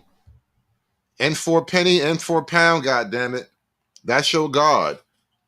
Look at her. You look at your God and you kneel. You look at your God and you be in awe. Stare upon her face and tremble, O ye mighty. So we advocate for that group. That's what the organization does. Okay, so thank you for breaking down that. Okay, so most people, I mean, even when you look at the election results, overwhelmingly black women, black men, even if some of the numbers were smaller than in previous previous times voting, they still overwhelmingly went for Democrats. But where do you think that the Harris campaign went wrong? They don't know their electorate. The Democrats have banked on the browning. Yvette Carnell kind of looks like an aged rock star from the 80s. Like, what was one of those white boy names from the 80s? Eddie Vedder.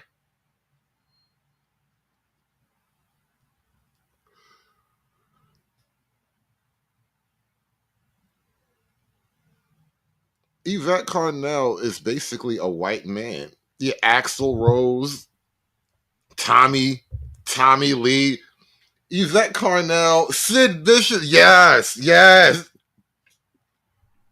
She was at Depeche Mode.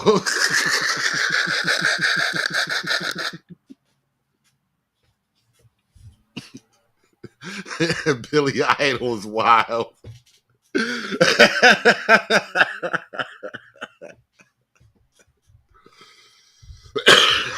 Fucking Menudo.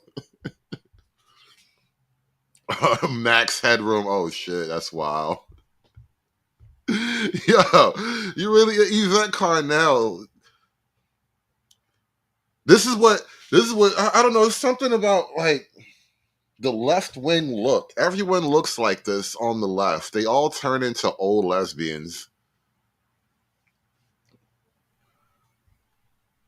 Yes, with a rebel yell.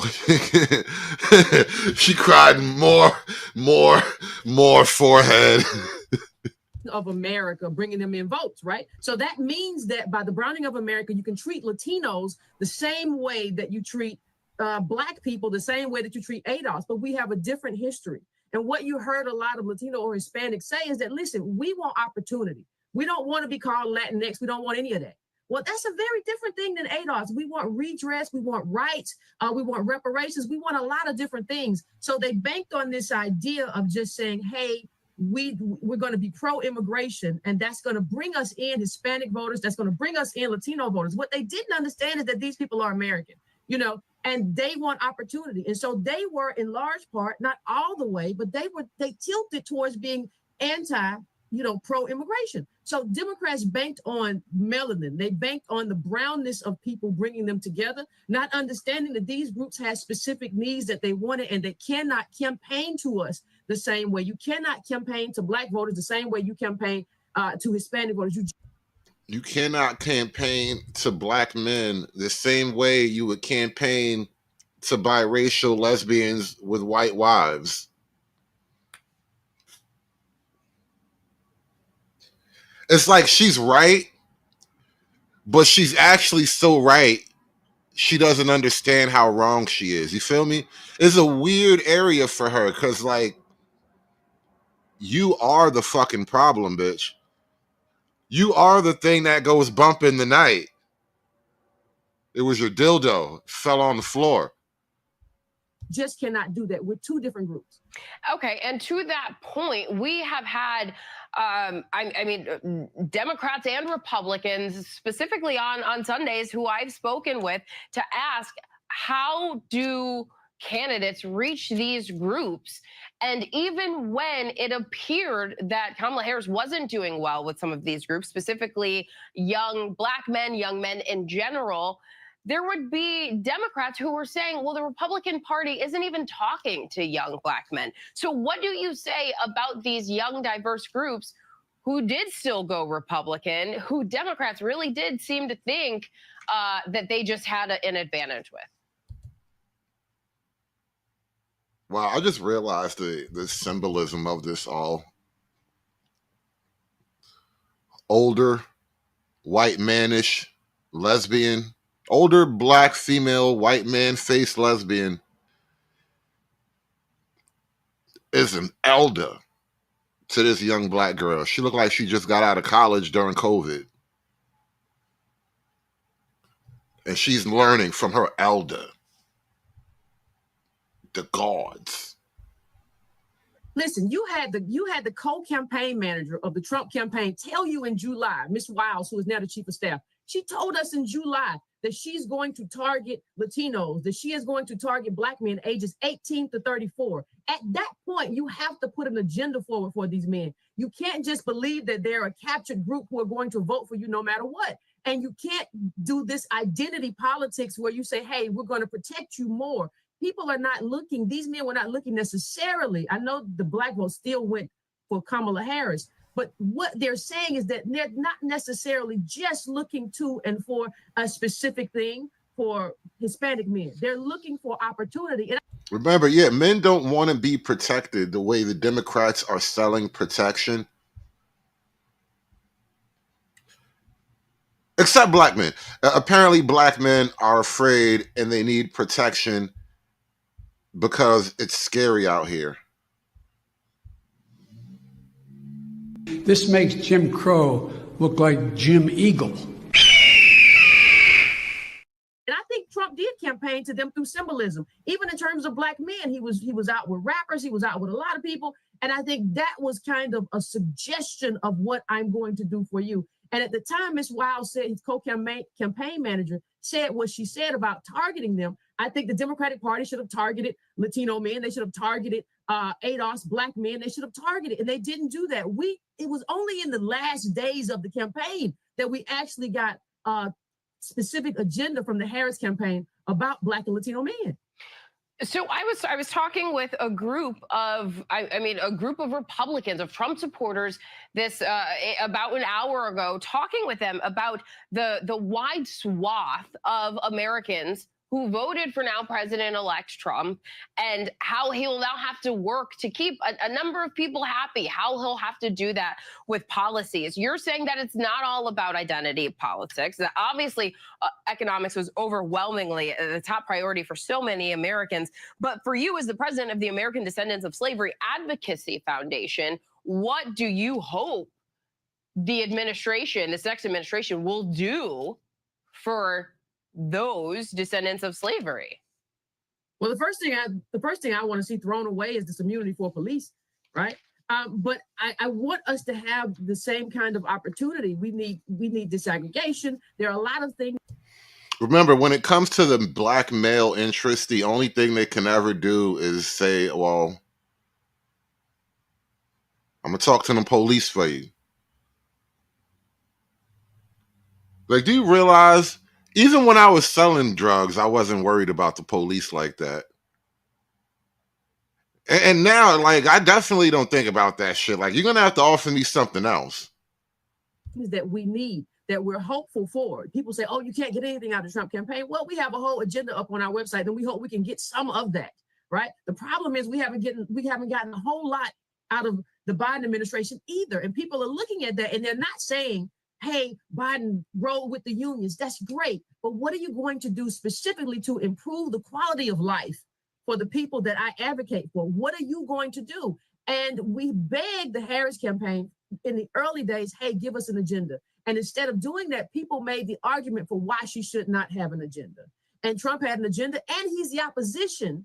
And people are saying the country's headed in the wrong way. So you have to show, as Kamala Harris, how I'm going to go in a different direction. Trump doesn't have to prove that much. He just has to say, hey, this is wrong, and I'm going to fix it. And that's what he said. So, I think we just advocate for the things that we advocate for the things that we have decided that improve our quality of life, and we move on, and we do the best we can during this period. But I really think the Harris campaign dropped the ball. They could have done a lot, and they could have done it a lot sooner.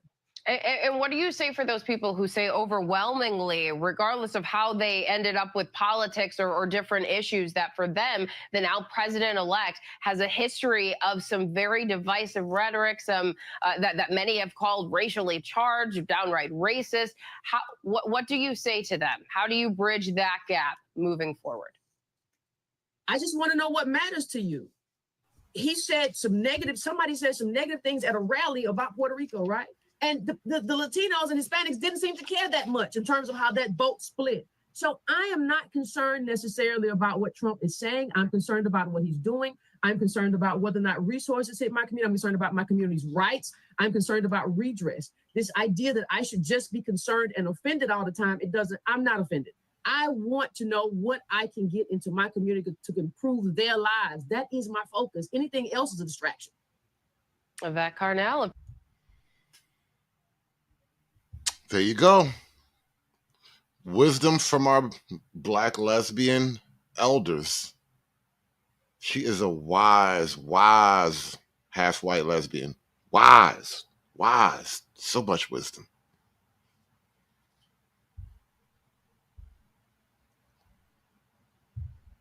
It's amazing. They just can't figure out why these people don't like us anymore.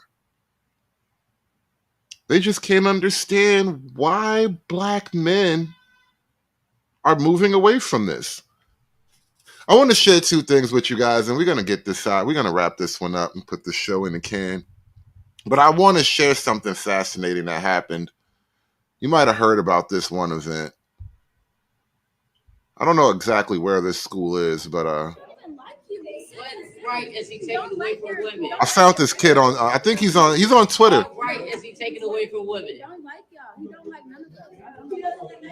He don't even like his own race. What right is he taking away from women? Y'all still not answering my question. That. I've You're been just asking for done. like 5 minutes. What was the answer? Y'all brought up education once I asked that question. Because y'all don't even know what y'all talking about. Y'all just go on Twitter, look at what they say, and just run with it. Myron, you go on Twitter. I watched the debate. I heard everything. Y'all thought he was taking away abortion. He can't even do that. Myron, what debate did you watch? He's so stupid.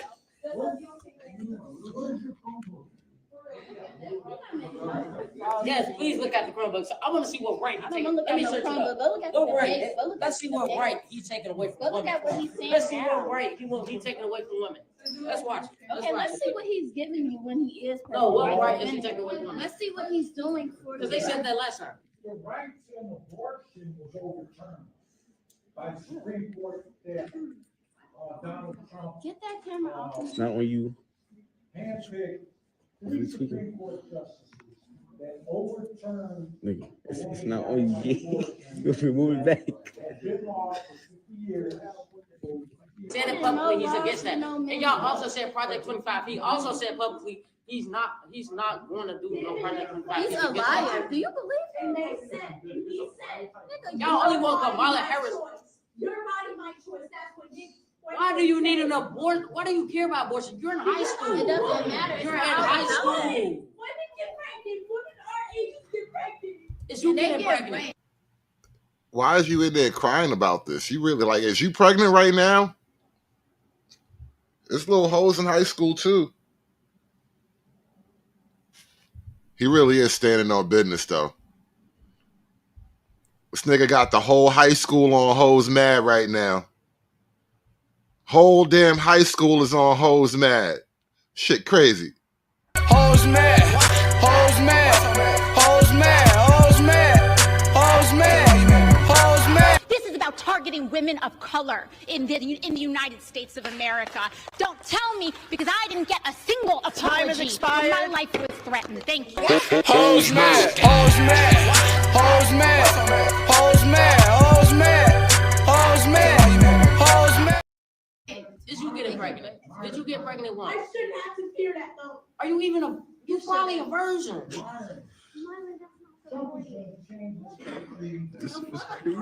You're worried about the wrong things, yo. Abortion is never one of y'all lists. We got wars. People trying to have war with us, and y'all worried about abortion.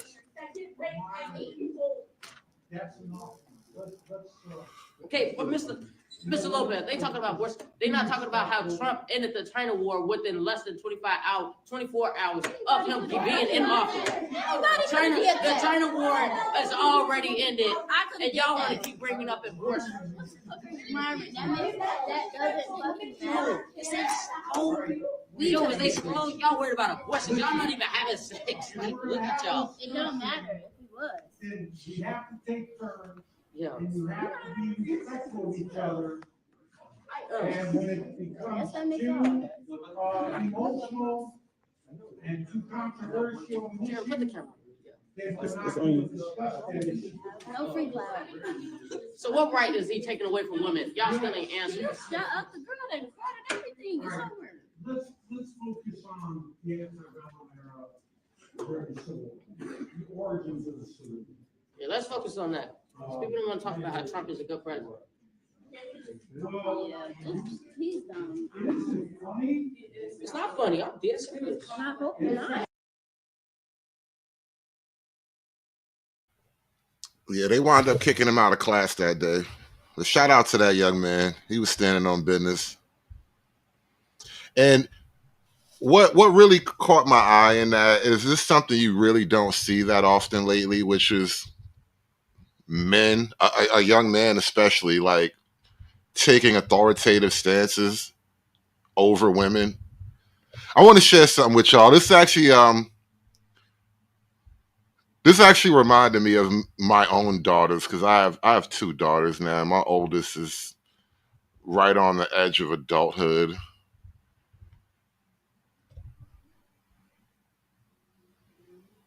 And then I got a daughter, right? My oldest and my youngest are girls.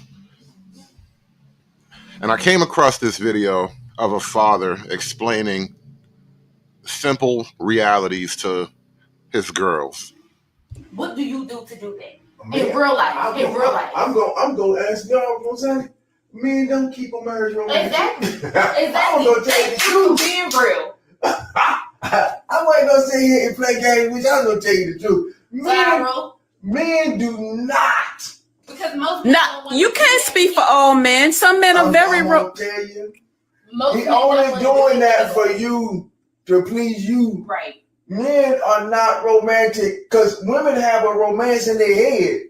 The men just trying to figure out. Yeah, you know how many men on Valentine's Day be trying to figure out? That's why all y'all just get flowers. Yeah, because we learned it from Disney Channel. They was watching Power Rangers, Dragon Ball Z, Ninja Turtles, Pokemon, all this stuff. We watching Disney princesses and people getting married and having kids and stuff, and they're not watching that. The boys are not raising them. So it's programming, you're saying. Right. But they can learn. They have the capacity to learn, I'm right? not teaching nobody's son how to be romantic. Bye. Yeah, let me just tell you something. Why would you want, there we go again with the control. Want to make a man be the way you want him to be. Right. Let the man love you the way he wants to love you. You'll be better off. I just feel like You don't want a fake man, let the man be real. You need to, when you're loving somebody, you need to show it in those ways. You know, love is an expression too. You know, women express love, men show it. And they show it by how they sacrifice. It ain't got nothing to do with what y'all think. All that's extra. That's extra. And you want him to be a character, trust me, he gonna be that. If he love you, he gonna character for you. He gonna be that actor. But believe me, if you go to his job and talk to his boys that he work with, them dudes stand around, they don't know what to do. They're just doing it to please the woman. Man, she want this, man, I gotta do this for my wife. For my old lady, I gotta do it for my old lady. But let the man just be, if men would just, let me tell you something. If you're recording this, men, just do it like I do it. I got my wife and 3 grown behind daughters in my house. They always mad at me because I ain't stuck in their little doggone feelings and emotions. They get mad with me. I don't care. Because I know one thing for sure. Feelings change all the time. Are you saying men don't have feelings and they don't get into their feelings? I'm trying to tell you. Men, for the most part, don't, I won't say they don't have feelings, but they don't react off of feelings. Unless, let me just back up. If he's never saw how a man deal with his feelings and his emotions, he's gonna react to how he's seen it. So if all he saw is a woman raising him with feelings and emotions, and he's never had the opportunity to be around a man for just long enough to just see how he should be, trust me, he's gonna act from his feelings and emotions. They're different kind of men. They're men that really show a lot of love and affection to their women, and they get it back. Because whatever you give a woman, you get it back. I'm telling you.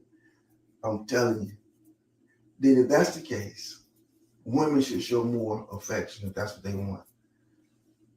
You should show more. Instead of trying to put it in your head that I want affection, I want romance. You be romantic. You go put some rose petals in your bath water and tell them to come and get in there with you. You go do all the stuff that you think romantic that you see on the movies and the TV. You go do all that. I just feel like the way love is shown, you know how God be blessing us and stuff to show us that he loves us. It's like, when you're in a marriage. Wait. Let her finish. When you're in a marriage and she really just started talking about God. Like her husband is supposed to be God. Which symbolically I understand, but you talking about gifts and shit, blessings and shit. You want to show that love, how God is showing you and blessing you. I feel like you should, reciprocate that same love to your wife. It doesn't have to be always sacrifice. It can be, giving stuff and taking her out to eat, just to keep the fire in the relationship. So it's not just, arguments and this, that, and the third, all the time. Well, I'll tell you this. A man show romance. You look at the house you live in. I'm not going to talk about it too much, but you live in a really nice house. True. You got some really nice cars. That your daddy bought. The way I think of it is when God, with a relationship wise, when you're in a relationship with God, it's like being his bride, like you're married to God. So when God is blessing you, when God is doing these things for you, that's his way of showing how much he loves you. And I feel like you should be doing that in a marriage between, you and your wife. It should be the same way your relationship is with God. I hear you. And I was going to say, when God sent the hurricane, and it's him that sent the hurricane, are you happy about that? Now it's your husband. I'm just asking a question. I mean, of course. Are you happy about it? No. Okay. Are you happy about it when the tornadoes come? We can even go let's make it, that's corporate. Let's make it See, personal. I'm not talking about the wrath of God. I was talking about how to keep the romanticy or however you word in a marriage. That's all I was saying. I know God can get mad about the things that we do, but then, But it's all of it is his love. Every bit of it is his love. And so what you're saying, because you look at what God is doing for you as romantic. That's how you look at it. Why not look at what the man do for you as romantic? Because he loves you. It's the same thing. God ain't bringing a bouquet of flowers to you. You know what I'm saying? You get a his bouquet. bouquet of flowers is blessing you with the things that you've been praying for months. Those are his bouquet of flowers for you. Of course, he's not gonna give you a bouquet. I need to really expound on that. Look outside. Those are your bouquet of flowers right there. There you go. Amen. And that's for everybody, for the man and the woman. You understand what I'm saying? So it ain't just that he picks that. It's for everybody. And so. If the man got dominion, then your bouquet of flowers is outside. Bring me my flowers. What is she talking about? She said the man have dominion, then the bouquet of flowers is outside. Go pick the daggone flowers and bring them to me. That's what she's saying. I think that people have inside of them to do what they want to do, to who they want to do it to, whenever they feel like doing it. It all depends on opportunity, circumstance, who the person is, how you feel about the person. All of that is involved. I don't think nobody, yes, thank you. I don't think nobody is black and white. Everybody has areas that, and I won't disagree that men will buy flowers, men will do the chocolate thing, they will do the things like that. And I don't disagree with that. I do believe that it is, and what I'm going to say is just not something that we dwell on. I'll say that. It's not something that a man is sitting around dreaming about. Oh, I'm going to take my wife 1,000 roses today. You got to sit around thinking like that. Not every day, but Some yeah. do think about that. They think about the next trips they're going to take with their wife. They think about taking off on work. Wait. I won't say that some don't. But I'm going to tell you for sure. In all of my years of living, it's always been a woman in most of the men's lives that I know that have arranged all that. Now, in my relationship, every trip we've taken, I have arranged it. Me, arranged it, set it all up. But growing up as a man, as a young boy, watching men, the women did the trips. The women set up all of that. They set their money aside, they paid for it, they told that man come. Okay, cool. But the man is excited to come. That's my point. He wants. You know why he's excited to come? You know why he done that? Because he sees that she's really interested in going. Because of what she done. What you guys are looking for is you guys want the man to do everything and everything. And if he don't do everything and everything. But that man will do everything and everything for the person that he loves and wants and truly loves. I'm trying to tell you, when he's trying to move her, you got to be careful. Because if he overdoing it, he probably just want to have sex with you. True love bombing. You better be careful with that now. That's why you have desire. Because if he's doing all that and he ain't putting no ring on your finger, he's just trying to do it. I'm talking about marriage-wise, though. I'm not talking about. Okay. Now, after he get married to you, it just depends. It's a lot in there. There's a lot in there. When I married your mom, we used to take little trips all the time. How you think you came in the world? On a trip. That's how you came. Matter of fact, that's about how all y'all came, just about. To my hotel room. So that I arranged, you know what I'm saying? And I was always busy. How you gonna tell me about romance? I made all y'all on vacation. He ran him out the room with that shit. Spontaneous, So I would just do little stuff. But this romanticized stuff that y'all are talking about, I don't know about all that. I mean, Everybody's we can do it different. sometime, and sometimes can, sometimes won't, sometimes will. It just depends. And again, I say you can't try to control the man. Let the man be the man, and let the man love you. You'll be loved right. You'll be loved correctly. If you're trying to make him love you a certain way, you're gonna be disappointed all the time. But if you want to be loved, All right, we gotta wrap this one up, man. I gotta get out of here. Y'all have a great night, man. Thanks for watching. Appreciate y'all for donating to the show. We are done. Have a good night, y'all. It's done. It's done. It's done. It's done. It's done. It's done.